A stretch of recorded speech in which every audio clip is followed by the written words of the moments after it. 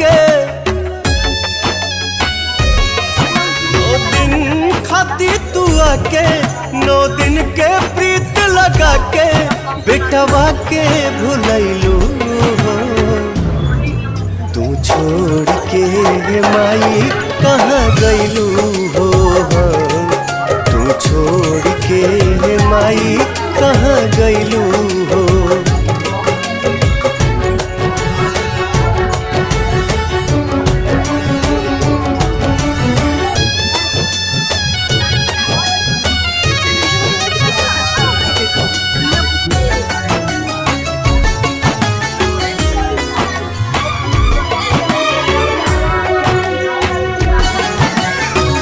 जात घरिए माई हम तनिको जन ले रही।